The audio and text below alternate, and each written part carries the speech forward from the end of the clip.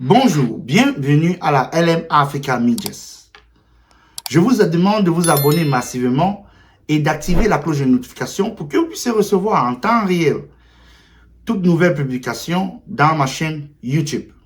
Et je suis aussi à TikTok et il y a certains extraits de minutes dans ces vidéos que je retire et que je mets dans ma chaîne TikTok qui a le même nom comme ma chaîne YouTube. Donc pour cela, nous allons parler de l'Afrique une fois de plus, des problèmes géopolitiques en Afrique. Et le pays auquel on va se concentrer aujourd'hui sera la République démocratique du Congo. Nous allons parler de ce conflit éternel qui dure entre la République démocratique du Congo et l'armée rwandaise. Quand je dis l'armée rwandaise, vous pouvez comprendre, je ne voudrais pas dire le M23, parce que le M23, en réalité, n'existe pas. C'est l'armée rwandaise de Kagame, qu'on peint en un homme qui promeut le développement du Rwanda, mais en réalité, qui coule le sang des Congolais pour des biens et des ressources naturelles qui n'appartiennent pas au Rwanda. Vous pouvez constater que cette guerre qui fait des millions de morts et ne meut personne en Europe, mais ces mêmes gens qui donnent des leçons aux Africains sont prêts à demander aux Africains de supporter l'Ukraine, mais sont incapables de supporter les Africains dans des conflits qu'eux-mêmes ils ont créés pour nous maintenir dans l'esclavage. Mais pour cela, nous allons en parler plus en détail de ce conflit après cette courte transition.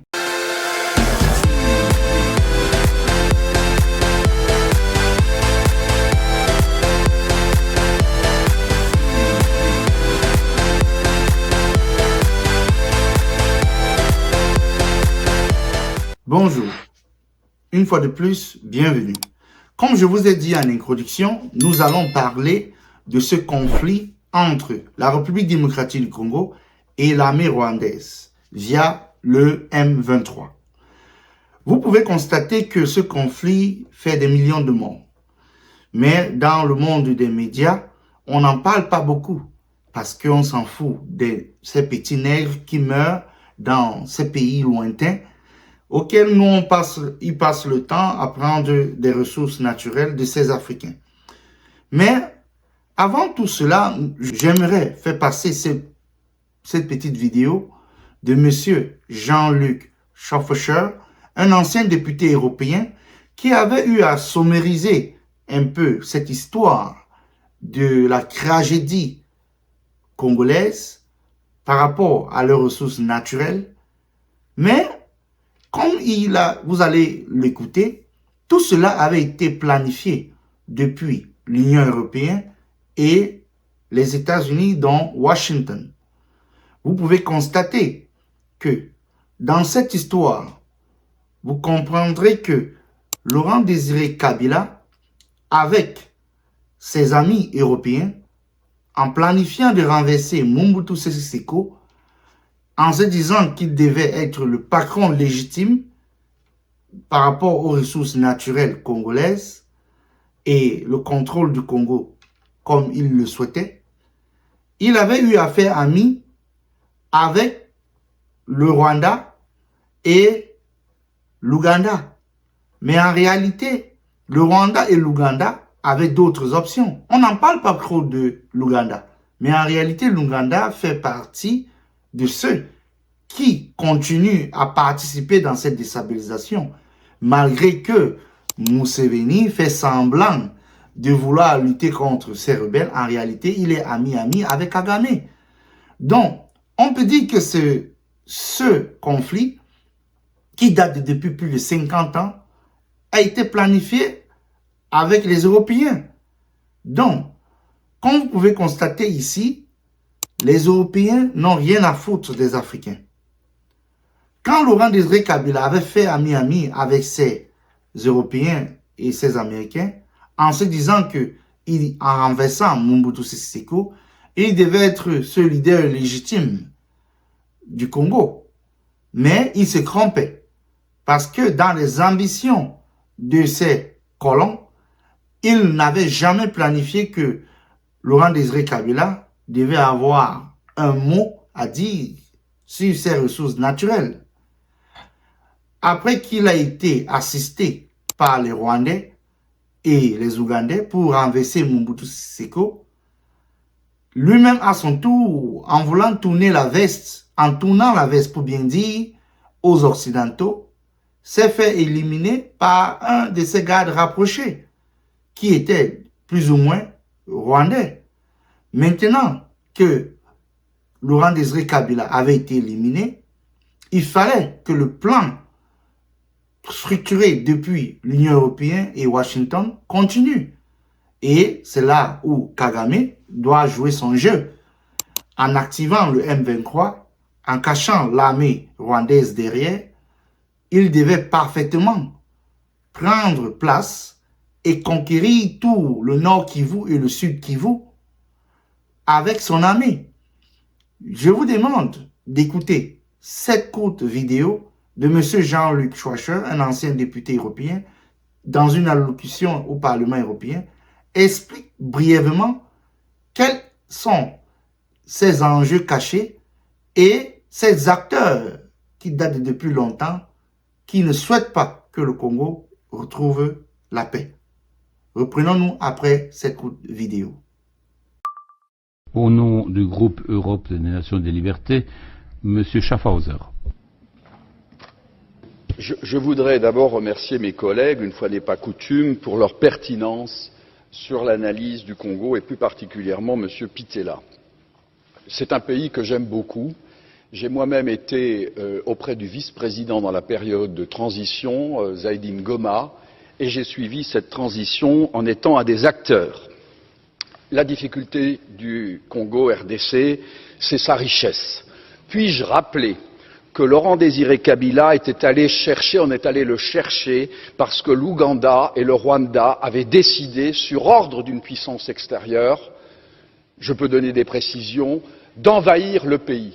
Puis-je rappeler que pendant que Laurent Désiré Kabila envahissait le pays, un certain nombre de sociétés signaient des contrats. C'était des sociétés américaines.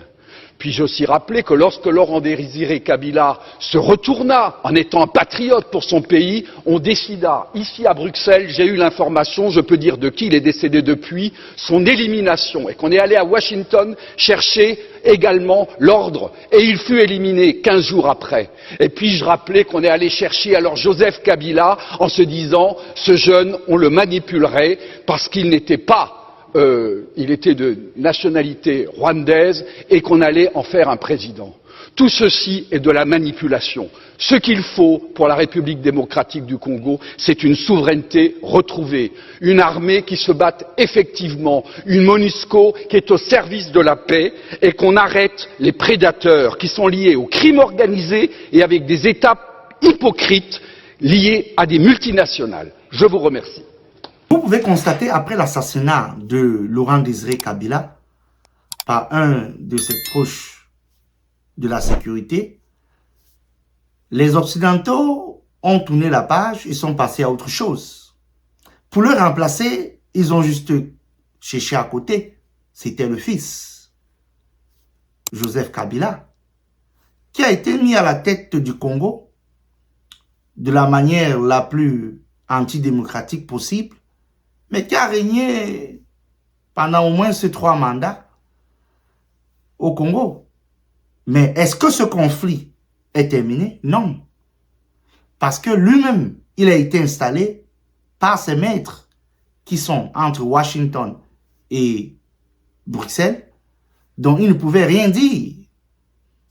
Donc il était dans le même système de maintenir le Congo sur l'emprise des grandes firmes occidentales pour extraire le coltan, le lithium, le manganèse, tout ce qui est nécessaire pour la création de nouvelles technologies dans le domaine de l'aviation, de véhicules et de téléphones.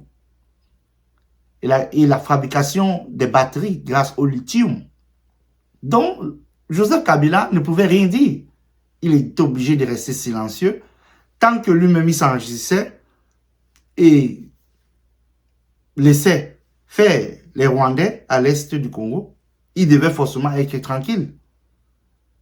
Mais tout cela a été expliqué d'une autre manière par son père, Laurent Désiré Kabila, qui avait eu à parler de cette stratégie que les Occidentaux ont eu à mettre en place, de telle sorte que les Rwandais viennent épouser les Congolais, surtout les leaders politiciens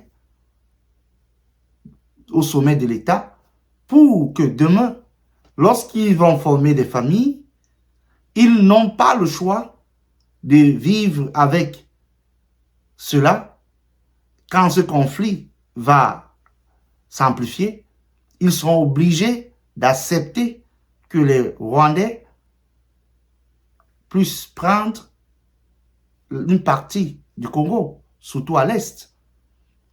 Donc, Laurent Désiré Kabila parlait déjà de cela, parce qu'il avait compris le jeu qui se cachait derrière. Le mauvais jeu que le Rwanda avait commencé à faire grâce à leur patron occidental. Donc, il fallait à tout prix arrêter la saignée. Donc, Laurent Désiré Kabila avait même décidé de chasser cette armée et de chasser certains Rwandais hors du Congo. Mais il n'avait pas duré longtemps parce qu'il avait juste été éliminé juste après. Donc, vous pouvez comprendre les enjeux derrière tout cela. Parce qu'il avait lui-même été victime d'une manière, d'après ce qu'on dit, à travers son fils qui a eu à le remplacer. Donc, que certains Congolais disent qu'il n'est pas 100% Congolais. Mais c'est à eux de juger cela. Vous pouvez constater dans cet extrait de vidéo comment il en parle. Et on se reprend juste après. Ils ont eu donc des Congolais par la corruption, ceci, cela.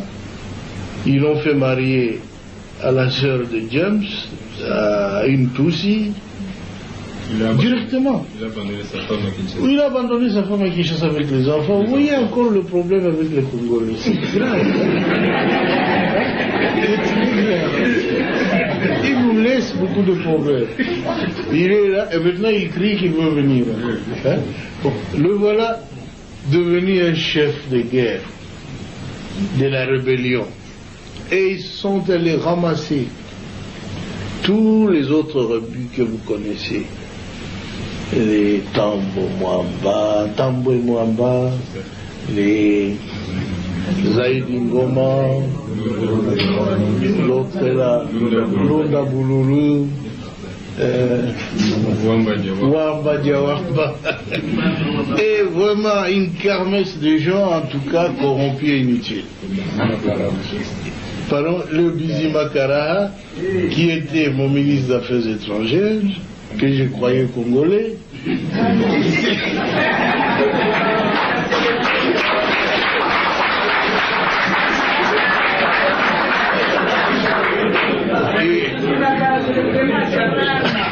à ma très grande surprise, quand j'avais demandé à cette armée de se retirer, et avait déjà fermé des valises, ils disent, leur armée se retire, ils se sentent en insécurité. Je dis, mais non, votre armée reste. C'est l'armée rwandaise qui se retire. C'est pas la vôtre. Mais ils ont disparu. Et j'ai compris qu'ils n'étaient pas congolais alors. Parce que l'armée qui s'est retirée était rwandaise. Ah oui. Un ministre congolais, un ministre d'État a disparu. Un ministre des Affaires étrangères a disparu. J'ai dit, nous étions infiltrés alors. Infiltrés au sommet de l'État.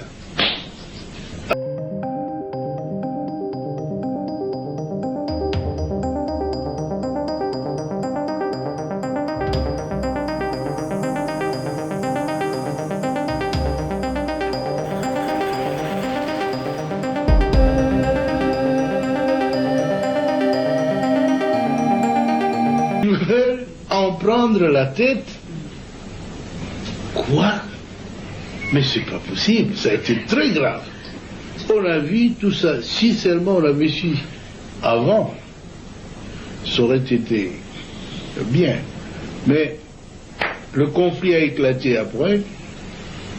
Quand vous avez écouté cette vidéo, le père Kabila avait été clever, mais il n'a pas été clever enough, parce que juste après, on a décidé de l'éliminer pour mettre son fils. Mais quittons sur la période de Kabila et Kabila fils, tombons sur la période de Félix Tshisekedi. Avant tout cela, tout commence par la renommée de son père, Etienne Tshisekedi, qui était un leader de l'opposition à la période de Mobutu Sese Seko et qui avait été envoyé en exil par Mobutu. Et après que Mobutu l'ait envoyé en exil, à la période de Kabila, père, il était revenu au Congo après multiples négociations. Et aussi, il était en bonne sainteté avec le pouvoir au Congo, pour dire le pouvoir Kabila père et fils. Mais, dans les approches des élections, lorsqu'il fallait préparer la candidature de l'opposition, pour une candidature unique de l'opposition, il fallait faire forcément les négociations avec Kabila fils. Et en 2016, il y a eu des négociations entre Etienne Tshisekedi, qui avait été choisi pour conduire ces négociations, et Kabila fils en 2016, pour les élections à venir de 2018. Tout cela avait été fait dans l'ombre, avec le parrainage de l'Union européenne et de Washington. Juste après que ces négociations ont abouti, et en ce même moment, Félix Tshisekedi avait été propulsé au devant de la scène du parti de son père, l'UDPS. Et dès que l'UDPS, en tant que majorité dans l'opposition, Félix Tshisekedi avait été choisi. Et c'est comme ça que Félix Tshisekedi gagne les élections en 2018. Donc, vous pouvez constater que tout cela était déjà planifié avec la coalition entre les opposants et la complicité des Occidentaux pour mettre au pouvoir quelqu'un que eux-mêmes ils vont contrôler. Et plus devant, je vais vous donner les éléments qui prouvent cela. Donc, depuis que Félix Tshisekedi est au pouvoir, il n'y a aucun changement. Il n'y a pas de changement du tout. Il n'y a aucune amélioration dans la situation congolaise. À la fin, on peut se dire que Félix Tshisekedi joue le jeu de ses parents de l'Occident, auquel, pour lui, il est dans la propagande, les sorties hasardeuses pour dire comment il va combattre l'armée rwandaise qui est derrière le M23. Il le sait très bien. Après les multiples rapports qui ont été pondus par l'ONU, il n'y a pas d'amélioration. Il sait que les rapports de l'ONU ont déjà eu à mentionner plusieurs fois, avec les preuves à l'appui, que c'est le Rwanda, c'est l'armée rwandaise qui supporte le M23. Donc en réalité, l'armée congolaise ne lutte pas contre le M23, il lutte contre l'armée rwandaise. Donc vous pouvez constater cela. Mais vous constatez que Félix Tshisekedi passe son temps à se balader entre Paris, Bruxelles et Washington pour aller se plaindre chez les mêmes gens qui encouragent, sponsorisent l'armée de Kagame à les déstabiliser à l'est du Congo. C'est incompréhensible. Tu ne peux pas avoir un leader qui est supporté par ces Occidentaux pour te déstabiliser.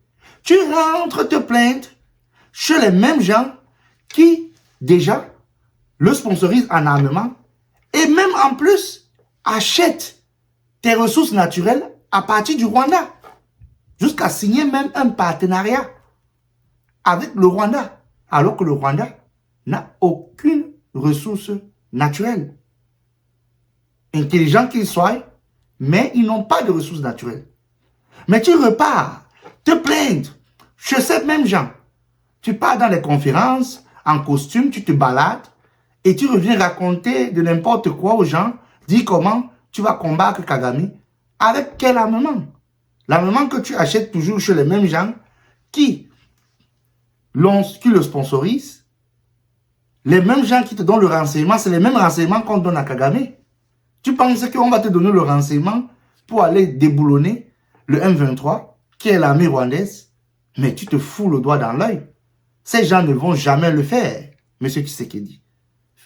Donc il faut changer cette méthode de propagande, de partir dans les médias et d'aller crier, se plaindre comme un gamin auprès des maîtres de Paul Kagame, qui sont aussi d'une part même tes maîtres. Parce que tu sais, tu ne peux rien faire. Tout ce que tu as fait, c'est de vociférer dans les plateaux de télévision, des radios, pour dire comment tu vas faire la guerre. Mais on sait, pour ceux qui connaissent, tu ne vas faire aucune guerre. Tout ce que tu es là, c'est pour manager, mais ton pays, le Nord Kivu et le Sud Kivu, ne fait qu'être conquis par l'armée rwandaise. Tu dois décider. Soit tu combats, soit tu ne combats pas. Comme vous pouvez lire sur ces articles, le journal DW et aussi l'article de la Banque d'investissement européenne qui montre que Kagame se fout totalement de Félix Tshisekedi. Il n'a rien à foutre de lui. Il part, il signe ses contrats, comme vous pouvez voir sur ces articles. Vous constatez que c'est le Rwanda qui signe les accords bilatéraux avec l'Union européenne. Et ces images vous montrent la présidente de la Commission européenne, Ursula von der Leyen, être en photo avec un receleur de matières premières, Paul Kagame. Mais ce sont les mêmes gens qui sont en train de faire la morale. Surtout cette présidente qui est la capitaine, pour dire la cheftaine, de faire la morale aux Russes sur l'Ukraine. Mais c'est quel genre... Comment peut-on comprendre ce genre de personnage? Les gens qui font une diplomatie à double vitesse. Aujourd'hui, c'est bon ici. Et demain, la même situation se produit ailleurs. C'est mauvais là-bas. Lorsque ça ne les arrange pas. Vous pouvez voir cette femme. Elle est là. Elle vient, elle signe les accords. Elle sourit. Elle se prend en photo sur les minéraux qui appartiennent au Congo. Et vous pouvez écouter sur cette vidéo la situation à l'est du Congo, au nord Kivu, au sud Kivu, la situation des combats entre l'armée congolaise et l'armée rwandaise à travers le M23. Regardons cette vidéo et reprenons-nous juste après. Je le disais en titre, les combats se durcissent à Sake dans l'est de la République démocratique du Congo. Les forces armées congolaises et leurs alliés affrontent les combattants du M23 soutenus par l'armée rwandaise. Les précisions à Kinshasa, Aurélie Bazara-Kibongula, image Fidel Kitsa. Des détonations d'armes lourdes ont été entendues dès le petit matin aux alentours de Sake, cité située à une vingtaine de kilomètres de Goma. Alors toute la journée, les combats ont été intenses. Les autorités militaires de l'Est du pays ont affirmé que les hélicoptères de combat ont appuyé les troupes au sol. Ils ont déchargé des salves de roquettes. Les autorités affirment aussi que toutes les dispositions ont été prises pour sécuriser Goma. Alors des habitants que nous avons contactés nous ont expliqué avoir vu des chars et des camions chargés de soldats congolais partir au front. Selon plusieurs sources sécuritaires, des troupes de la MONUSCO et de la SADC, souvent critiquées pour leur inaction, ont aussi envoyé leur artillerie sur les lignes de front. Alors à Goma et sa périphérie, des habitants se sont massés sur le bord de la route pour encourager les forces militaires. Nous demandons vraiment à notre gouvernement de s'impliquer et avoir beaucoup de courage car nous, la population, nous sommes derrière nos forces wazalendo, les gouvernements vraiment. La vie devient difficile. Les gens fuient aujourd'hui et ils fuiront demain. Il y a des tueries. Nous souffrons, nous souhaitons que la guerre finisse. Nous ne savons pas ce que nous allons devenir. Nous souffrons vraiment. Ces affrontements ont provoqué d'importants mouvements de population. Alors sur la route qui relie Saké et Goma, eh bien, il y a de nombreux camps de déplacés, des centaines de milliers de déplacés qui y vivent depuis des mois. Et ce jeudi, une partie de ces déplacés se sont rapprochés de Goma pour fuir les affrontements. Les hôpitaux de Goma ont pris en charge un afflux massif de blessés par balle ou par explosion, selon les humanitaires sur place, et les écoles sont restées fermées par prévention. Comme vous pouvez constater, sur ce petit reportage, ça montre que l'armée congolaise est normalement en débandade. Elle est même dépassée par la situation des combats.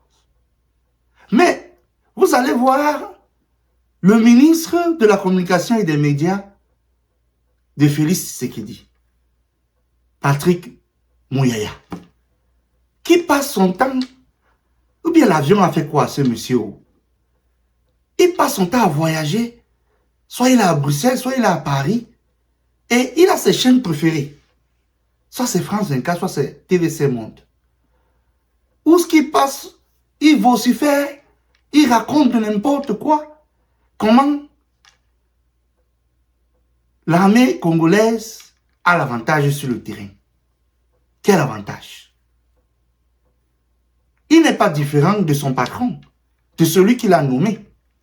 Le président Félix Tshisekedi, c'est les mêmes gens. Parce qu'il passe sur ces chaînes de télévision qui sont les patrons de Paul Kagame. Donc tu penses que ces chaînes de télévision européennes vont dire quoi à Paul Kagame? Parce que ce sont ses patrons. Ça démontre que vous êtes même complice de ce qui arrive au Congo. Vous n'êtes pas ferme. Vous passez le temps à vociférer comment vous allez faire la guerre au Rwanda. Mais faites la guerre au Rwanda. C'est ce qu'on attend depuis. Mais vous ressemblez à ce gars du quartier qui dit que arrêtez-moi, je veux le taper. Arrêtez-moi, je veux le taper. Mais on ne l'arrête pas, on l'observe. Mais malgré ça, il ne parvient pas à taper celui qui dit qu'il va taper. Vraiment, Félix Tshisekedi, pardon, arrête ton ministre de la Communication. Parce que vous deux, vous devenez vraiment des guignols. Toi-même, en tant que président, tu passes ton temps à partir dans les chaînes de télévision et radio. Dis comment, si Paul Kagame t'énerve, tu vas appeler le vote du Parlement, des deux chambres, le Parlement et le Sénat, pour déclarer la guerre au Rwanda. Il demande pour déclarer la guerre, un président pour déclarer la guerre. Tu es le chef des armées pour déclarer la guerre à un pays qui t'a envahi, que c'est prouvé par l'ONU. Tu as besoin de faire de midi à 14h pour dire que je déclare la guerre. Depuis plus de 4 ans que vous êtes là en train de vociférer, de raconter comment vous allez faire la guerre, vous allez faire la guerre. Vous ne ressemblez même pas aux gens qui peuvent même supporter la guerre. Ils savent même que si l'armée rwandaise envoie même un petit missile seulement là, à Kinshasa, toi et ton ministre, vous serez en débandade. Vous allez prendre la direction incognito chez vos maîtres en Occident. Mais vous êtes les premiers à dire, vous allez faire la guerre. Quelle guerre? Pour faire la guerre, on vous se fait comme vous se ferez là depuis près de 4 ans. Parce que vous avez les mêmes maîtres. Vous pouvez continuer à vous balader et aller dans les conférences. World Economic Forum. Tu pars pleurnicher là-bas comme un petit gamin pour dire comment le Rwanda a envahi ton pays. C'est pour que ces gens font quoi? Et tu es même en plus au World Economic Forum. Donc chez les gens qui achètent les minéraux rwandais. Et qui sont les minéraux du Congo. Et tu peux te plaindre. Pour qu'ils font quoi? Pour qu'ils arrêtent Paul Kagame? Vraiment. Tu fais pitié, hein? Si ça t'a dépassé, laisse l'histoire du pouvoir. Rentre faire le commerce ou bien devient businessman. Parce qu'en tant que chef d'État, chef des armées, tu es vraiment ça de la nullité. Bon, écoutons sa sortie de Félix Tshisekedi et son ministre de la communication et des médias. Comment ils vont s'y faire dans les chaînes de télévision et radio? Comment ils vont faire la guerre? Écoutons-les et on se reprend juste après. Pour nous, pour notre paix, qu'est-ce qu'on doit faire? Il faut lui faire la guerre. Et je l'ai dit. Je le redis ici. Je vous le dis parce que j'avais réservé. J'ai fait une interview ce matin avec une chaîne étrangère. J'ai pas voulu le dire. Je l'ai dit. J'ai réservé la primeur au peuple congolais, à Tchangou tout à l'heure. Et je le dis à la première chaîne congolaise ici, chez vous. Merci. À la moindre escarmouche, des rigolos que vous avez vus s'exprimer à Nairobi. La moindre escarmouche, lisez sur mes lèvres. Je vais réunir les deux chambres en congrès, comme me le recommande la Constitution, et je vais leur demander l'autorisation de déclarer la guerre au Rwanda. Je le dis et je pèse mes mots, parce que je suis même prêt à cela. Et aujourd'hui, on n'a même pas besoin d'envoyer des troupes au sol au Rwanda. De chez nous, nous pouvons atteindre Kigali. La paix dans l'Est. Si ça continue, Nord Kivu, Sud Kivu, voire autre chose, vous êtes prêt à porter la guerre au Rwanda? Écoutez, de toute évidence, toutes les hypothèses pour nous sont à table. Mais la première hypothèse, c'est de nous assurer d'abord que nous assurons la défense et l'intégrité de notre territoire, que nous protégeons nos populations, et que vous savez, l'option de la guerre est une option qui est envisagée. Nous y sommes déjà d'ailleurs. Peut-être qu'il faut éviter d'aller dans des conflits de plus grande ampleur parce que ni les peuples rwandais ni le peuple congolais ne méritent la guerre, ils méritent d'échanger. C'est pourquoi l'attitude du président rwandais, je pense que si les peuples rwandais devaient avoir droit à la parole, je ne suis pas sûr qu'il sera encore à la tête de ce pays. Quand vous avez écouté, vous constatez que Félix Tshisekedi, qu'est-ce qu'il a fait? Malgré ces déclarations qu'il fait constamment, qu'il va faire la guerre, ça ne fait pas quelques jours, il y avait le World Economic Forum. Félix Tshisekedi, ou bien les caméras ont fait quoi à ce président? Il aime d'abord la sape, comme on dit que nos frères congolais, la Ayo, ils aiment mettre les costumes. C'est eux seuls qui savent. Comme aussi, ce sont les tourneurs des reins, les Fali et Poupa, les Enosbi, les Ferry Ngolala. Ils aiment danser d'abord. Ou bien leur président, là, c'est même ça qu'il aime aussi faire. C'est lui qui sait. Parce que comme il aime les caméras, il a pris directement l'avion pour aller au World Economic Forum. Je demande à Félix Tshisekedi, tu pars au World Economic Forum pour vendre quel genre de natural resources? Parce que les ressources naturelles en question que tu veux partir là-bas, faire la prospection, ne t'appartient plus. Ça appartient à Paul Kagame. Parce que Paul Kagame t'a dépassé. Il t'a même dévancé. Et jusqu'à aller signer les accords avec l'Union européenne. Tu es là en train de bavarder, de vociférer, à pleurnicher comme un gamin.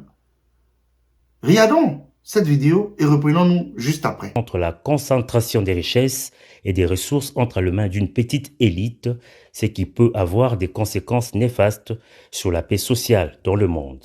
Pour sa part, la chef de file de la Commission européenne a affiché sa volonté de promouvoir le multilatéralisme pour résoudre les crises auxquelles notre monde fait face. Comme annoncé, les questions principales mises au cœur de ce forum étaient comment le monde doit-il réagir face à l'intelligence artificielle, la protection du climat, la crise géopolitique ou la cybercriminalité. À ces interrogations, les dirigeants mondiaux invités à s'exprimer ont chacun donné une réponse singulière marquée par leur vision du monde. L'intervention du chef de l'État congolais annoncée pour ce mercredi est très attendue. Le président Félix-Antoine Tshisekedi Tshilombo va annoncer le lancement d'un vaste projet structurant pour lutter contre le changement climatique, préserver la biodiversité et pour stimuler les développements économiques. Parallèlement à ces assises, et comme c'est la tradition à Davos, le président de la République Félix-Antoine Tshisekedi Tshilombo a eu des rencontres bilatérales avec des dirigeants étrangers. Le chef de l'État a ainsi rencontré le président de la République d'Israël, Isaac Herzog. Les deux dirigeants ont passé en revue les sujets d'intérêt commun en insistant sur les efforts à mener pour rétablir la paix aussi bien. Dis comment tu vas faire la guerre, je vais faire la guerre, je vais faire la guerre. Depuis tu ne fais pas la guerre. Nous on ne veut plus entendre que tu veux faire la guerre. Il faut faire la guerre. Comme tu as eu à réunir le conseil de l'armée pour dire d'envoyer le renfort pour dire à l'Est. On attend la guerre. On est fatigué de ta propagande. Soit tu fais la guerre, soit tu ne fais pas la guerre. C'est simple. Plus de bavardage.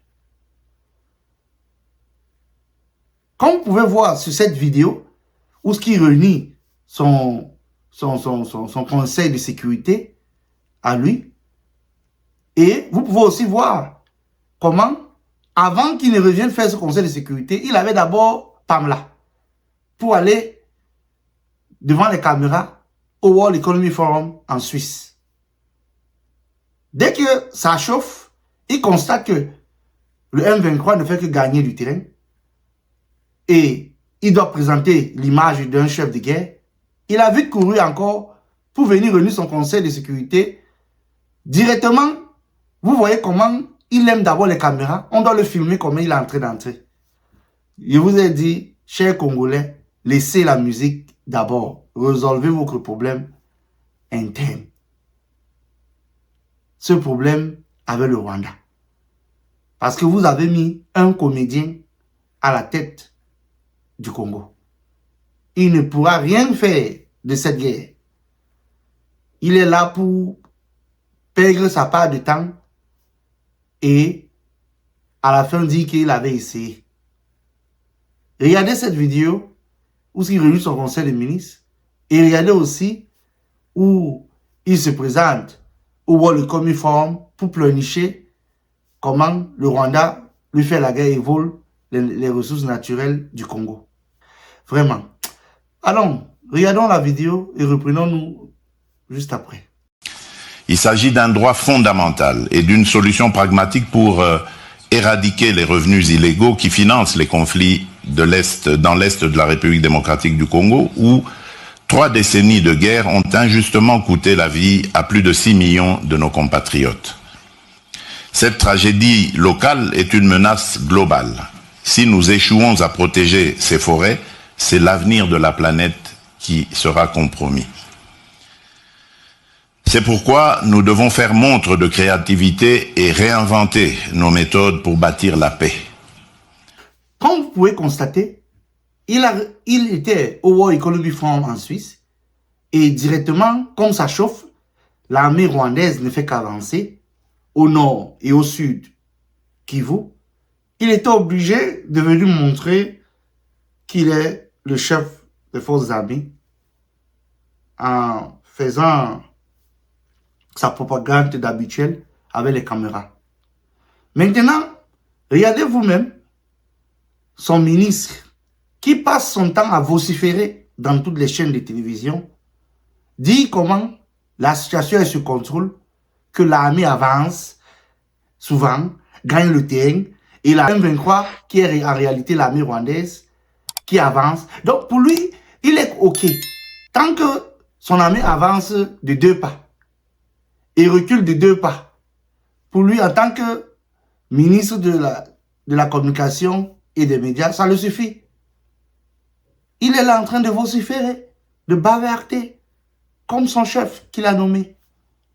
Regardez cet petit extrait où il raconte comment l'armée congolaise gagne du terrain pour voiler la face aux gens en faisant croire que l'armée congolaise a la capacité, ou bien on peut dire peut-être même elle a un manque de motivation de faire cette guerre parce que l'incompétence de ses leaders. Regardez ce petit extrait d'interview qu'il a eu et on se reprend juste après. Nous sommes dans une situation de guerre. C'est l'armée rwandaise qui combat. Ce n'est même plus de supplétifs ou des terroristes. Et dans une situation de guerre, vous avez des batailles que vous perdez, de batailles que vous remportez. Il y a une semaine ou 2 semaines, nous avions la supériorité sur le terrain. Et aujourd'hui, les rapports de force ont changé. C'est aussi cela la réalité de la guerre. Mais... Comme vous pouvez constater, le ministre de la Communication et des Médias raconte de n'importe quoi. L'armée rwandaise ne fait qu'avancer au nord Kivu et au sud Kivu. L'armée congolaise est en perte de vitesse. Et vous pouvez constater que, avec cet avancement, ils ont eu à éliminer un général d'armée qui était en plus gouverneur du nord Kivu. Astafoulaye. Ça veut dire que l'armée congolaise n'a pas le niveau. Ou bien je me trompe. Ou bien ils n'ont pas les mêmes équipements. Ou bien ils sont en infériorité dans leur propre territoire. On élimine un général, en plus gouverneur. C'est un problème sérieux. Ça démontre l'incompétence de Félix Tshisekedi et son gouvernement. Ils ne peuvent pas gérer le Congo. Parce que leur travail, c'est de vociférer dans les chaînes de médias françaises pour dire comment le Rwanda est en train de tuer les Congolais. Au lieu de faire la guerre. Tshisekedi, Félix Tshisekedi fait la guerre. Laisse le bavardage. Nous sommes fatigués de ton bavardage. Comme vous pouvez voir sur ce parlementaire européen qui résume en réalité la duplicité des Occidentaux. Une politique de 2 poids 2 mesures. Ici, ils supportent l'Ukraine, mais quand il faut supporter le Congo et sanctionner le Rwanda, ils deviennent muettes. Pour eux, on ferme les yeux, on passe à autre chose. Ici, c'est business. Tant que le Rwanda nous vend les ressources naturelles du Congo à vive prix, nous on s'en fout. C'est ce que les Européens, c'est comme ça qu'ils réfléchissent. Des malhonnêtes, ces gens. Et voilà le même Félix Tshisekedi qui court auprès de ces mêmes Européens pour dire comment il a besoin de l'aide. Quelle aide? Ils ne vont jamais t'aider.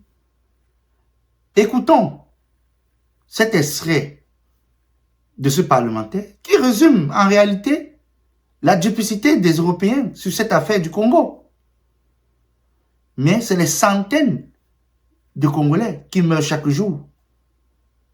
Donc vraiment, la duplicité des Européens, c'est de nul n'autre pareil. Ça ne nous surprend pas pour les Africains éveillés. Écoutons ce parlementaire européen et revenons-nous juste après. Madame la ministre des Affaires étrangères du Royaume de Belgique, je vous interpelle sur la situation dramatique du peuple congolais. Je pose la question, pourquoi la Belgique n'intervient pas? Pourquoi la Belgique n'intervient pas pour aider la tragédie du peuple congolais à l'est du Congo? 5,4 millions de morts, des centaines de milliers de déplacés, 1 million de réfugiés à Goma, et une responsabilité écrasante qui pointe du doigt le Rwanda présent à l'est du Congo avec son armée. Et que fait la Belgique? Rien. Rien. Comment est-ce possible? Quand la Russie envahit l'Ukraine, à juste titre, c'est la condamnation. Ce sont les sanctions, ce sont les livraisons d'armes à l'Ukraine, mais quand il s'agit de la République démocratique du Congo, rien. On n'aide pas. La vie d'un Congolais ne vaut-elle pas la vie d'un Ukrainien? La vie d'une Congolaise ne vaut pas la vie d'une Ukrainienne? C'est la question que tous les peuples d'Afrique se posent. Pourquoi ce 2 poids 2 mesures? Qu'est-ce qui se passe dans la politique belge aujourd'hui? Alors je vais vous le dire, Madame la Ministre, non seulement la Belgique ne fait rien, non seulement les États-Unis ne font rien, mais je vais me dire plus. Hier encore, l'Union européenne a signé un accord avec le Rwanda. Un accord sur quoi? La gestion durable des matières premières. Nous y sommes. Le coltan, le cobalt, le nickel, le diamant, le cuivre. Voilà la raison pour laquelle la Belgique n'intervient pas. Business. C'est l'argent. C'est ce que mes amis congolais me disaient. J'ai travaillé 2 ans à Kinshasa. Et ils me disaient, Raoul, ce qui se passe en fait avec le Congo, c'est ça, c'est que notre sous-sol est plein de richesses et que l'Occident regarde pour se faire de l'argent. Parce que ce deal avec le Rwanda, soyons clairs, c'est pas du Rwanda que viennent les diamants, c'est pas du Rwanda que vient le cobalt et tout. Tout ça vient de l'Est du Congo. J'ai envie de dire à tous mes camarades congolais et à l'ensemble des peuples africains, on le voit aujourd'hui, les puissances occidentales ne pensent pas à votre bonheur, elles ne pensent qu'à une seule chose, c'est l'exploitation de votre sous-sol. Vous pouvez aujourd'hui, vous pouvez croire à vos propres forces. J'ai envie de dire, moi, au peuple congolais, pensez à cette pensée de Patrice Emery Lumumba, cette force du Congo, justement. Pensez à Kwame Nkrumah, justement, le panafricanisme qui doit être là. Pensez à Thomas Sankara, qui disait clairement, effectivement, que les peuples africains peuvent prendre leur destinée en main. Ne comptez pas sur les gouvernements occidentaux pour vous soutenir, mais par contre, les peuples d'Europe sont à vos côtés, les peuples africains, pour vos combats pour une vraie indépendance économique et démocratique. Vous pouvez constater que, effectivement, ce que ce parlementaire dit, c'est vrai. Ces Européens ont une duplicité terrible. C'est la même chose qu'ils ont fait avec les coups d'État dans le Sahel. Dit comment, par leur économiste, banquier Macron, dit comment la France n'est pas le supplétif des putschistes. Alors que ce sont les mêmes gens qui sont partis supporter le terroriste et le djihadiste Abu Mohamed Adjoulani, jusqu'à ce que son ministre des Affaires étrangères s'est même filmé en pleine vidéo en train de supporter un djihadiste, un terroriste en plus. Regardez. Et c'est avec les gens comme ça que Félix Tshisekedi veut aller pas pleurnicher pour qu'on résolve un problème que lui-même, il doit prendre les choses en main. C'est terrible. Les Congolais et Congolaises, réveillez-vous. Ça fait déjà plus de 50 ans que vous subissez une guerre qui a été créée par ces mêmes Occidentaux. Pour cela, nous avons conclu sur ce sujet et je vous remercie massivement pour ceux qui se sont déjà abonnés sur cette chaîne et je demande à tous ceux-là et partagez à vos proches et je demande à tous ceux qui ne sont pas encore abonnés de s'y abonner parce que je fais de mon mieux malgré mes occupations professionnelles de vous donner le maximum d'éléments et de travailler sur ces vidéos auxquelles je fais l'effort de m'équiper pour vous produire des contenus exceptionnels. Abonnez-vous et activez vos cloches de notification et agrandissons notre communauté. Ne laissons plus le narratif entre les mains de ceux qui nous ont colonisés. Pour cela, on se redit à plus.